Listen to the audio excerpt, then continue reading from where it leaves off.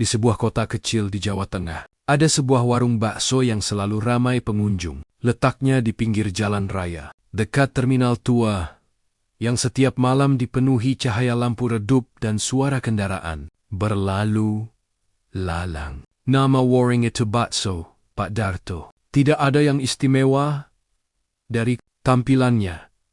Hanya tenda sederhana dengan kursi, plastik, dan panci besar penuh kuah yang terus mendidih. Tapi siapapun yang pernah makan di sana pasti berkata hal yang sama. Baksonya beda.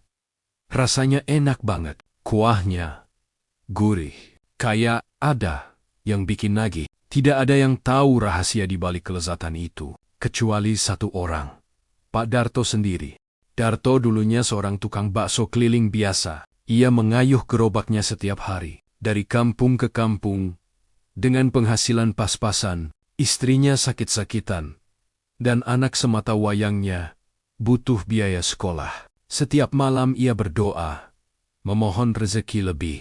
Tapi hari berganti hari, doanya seakan tak berjawab. Hingga suatu malam, di tengah hujan lebat, saat ia berteduh di bawah jembatan tua, datanglah seorang lelaki tua berpakaian hitam. Wajahnya pucat, matanya tajam, seperti menembus jiwa. Kowe iki wong sing ngeluh terus soal rezeki itu? Kau ini orang yang selalu mengeluh soal rezeki ya? Darto. Ia tidak mengenal lelaki itu. Tapi sebelum sempat menjawab, lelaki itu melanjutkan, aku bisa bantu, warungmu bakal ramai. Tapi, ana tumbas sing kuden bayar. Aku bisa bantu, warungmu akan ramai. Tapi ada harga yang harus dibayar. Darto hanya terdiam. Lelaki itu tersenyum samar dan menyerahkan sesuatu. Segenggam tanah basah yang berbau anyir, lalu menghilang begitu saja. Keesokan harinya, entah mengapa, Darto merasa seperti mendapat ide baru. Ia menambahkan sedikit tanah itu ke dalam air rebusan daging. Hanya sedikit, sekadar iseng, tapi hasilnya sungguh mengejutkan. Kuah baksonya berubah lebih kental, lebih harum, dan rasanya luar biasa gurih. Hari itu juga, pembeli datang berbondong-bondong. Bahkan, mereka yang belum pernah dengar tentang gerobaknya, tiba-tiba mampir, seperti ditarik oleh aroma kuahnya. Malamnya, Darto bermimpi. Lelaki berpakaian hitam itu muncul lagi. Bagus, Darto, kau wis neba resep. Tapi saben purnama, kudu ana tumbal. Bagus, Darto. Kau sudah mencoba resepku.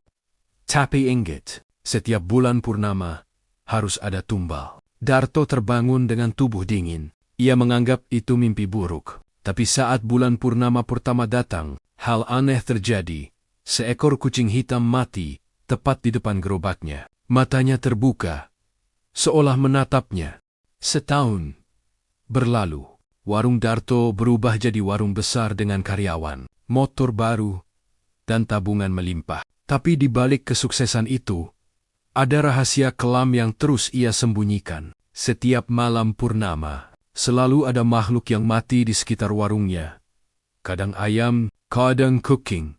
Bahkan pernah anak kecil yang hilang di sekitar terminal. Tak pernah ditemukan. Orang-orang mulai berbisik, warung itu keramat. Katanya, ada pesugihan di kuahnya. Tapi, siapa peduli? Pembeli terus berdatangan. Mereka bahkan rela antre berjam-jam hanya untuk semangkuk bakso, panas yang tak tertandingi rasanya. Darto mulai terbiasa dengan mimpi-mimpi aneh. Lelaki berpakaian hitam itu sering datang, kadang membawa bayangan wajah orang-orang yang mati. Kadang ia hanya tertawa, kadang berbisik pelan. Sing penting warungmu ramai tuh. Yang penting warungmu ramai kan? Suatu malam, Darto pulang larut. Ia menemukan istrinya menangis di dapur, memeluk foto anak mereka yang kini sudah remaja. Anak itu Bagas, belum pulang sejak sore. Malam itu juga, bulan sedang bulat sempurna.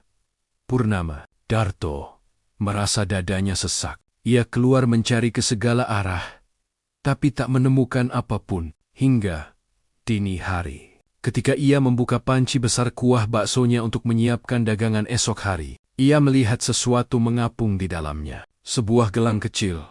Gelang yang ia kenal baik, karena itu milik anaknya, Bagas. Tangannya bergetar. Dari dasar panci muncul sehelai rambut hitam. Kuah itu mendadak berbau amis. Ia mundur, teriak ketakutan, tapi suara lelaki berpakaian hitam terdengar lagi dari balik dinding. Aku wis nyaluk tumbal paling murni. Rezekimu wis lunas, Darto. Aku sudah mengambil tumbal paling murni. Rezekimu sudah lunas, Darto. Sejak malam itu, warung Darto kosong. Orang-orang yang lewat mengaku mencium bau daging busuk dari arah dapur.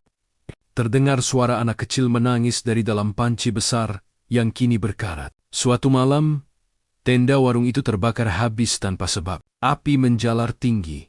Tapi anehnya, tidak ada yang berani mendekat. Di antara kobaran api, beberapa saksi bersumpah melihat sosok lelaki tua berpakaian hitam tertawa sambil menuntun arwah seorang bocah kecil. Di pagi harinya, di antara sisa abu dan arang, hanya ditemukan panci besar yang utuh. Di dalamnya, ada bekas tangan manusia, seolah seseorang mencoba keluar dari dalam. Warung itu kini menjadi lahan kosong. Tak ada yang berani berjualan di sana. Tapi kadang, menjelang malam Jumat Kliwon, aroma kuah bakso tercium samar-samar dari udara, membuat siapapun yang menciumnya merasa lapar. Tapi konon, sebelum ia lenyap, Darto sempat meninggalkan tulisan di dinding warungnya. Jangan pernah menukar rezeki dengan nyawa, karena rasa paling gurih di dunia adalah rasa penyesalan yang datang terlambat.